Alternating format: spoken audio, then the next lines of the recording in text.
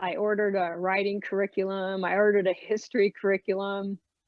And, for reading, I just let him pick the books that he wanted to read.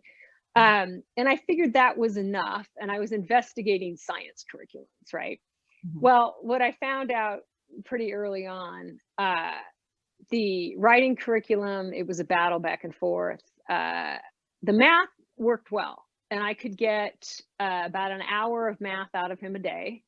And math was really like, he's gifted in math, so that was a subject that he could rip through, and there was relatively little pushback on that.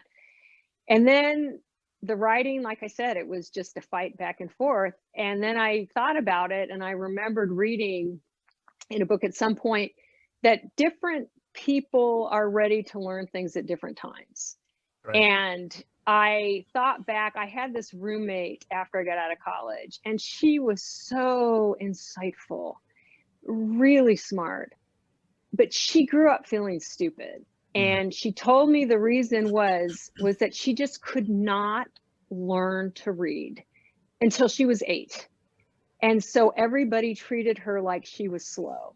Sure. And then years later, I was working on a project. And so I was reading about how different kids learn. And, this is before I had kids. And I read that there's a natural reading window. Like some kids can learn as early as 4, which I did.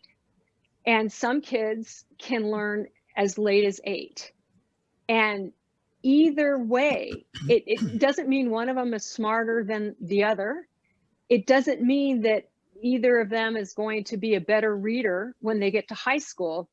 It's just when that switch flips on. Sure. And so it occurred to me that perhaps my son's writing switch hadn't flipped on yet. And me trying to force paragraph structures and grammar and was going to give him some anxiety around writing. Yes. And so I just let it go. It was hard, but I had to tell myself, I just have to have faith. The switch hasn't flipped. I thought back to when I was trying to learn to write when I was younger, how hard it was for me. And I did develop some anxiety around that. And I wasn't going to do it to him. So he let it go. So at that point, all we had him do was math. He got to read his books. And I had a history curriculum. And what we would do is we would read the stories together, and then we would just discuss them. Yeah. And that was it. That was it for school, for him, for the rest of 2nd grade and for all of 3rd grade. Yeah. And so about 3 hours of academics a day. And then the rest of the time he just played. He built Legos. He, go to park day.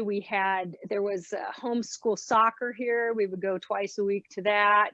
I mean, the great thing about Austin is there's a huge homeschooling community here. Yeah. And that gave us a lot of opportunity for some activities outside of the house.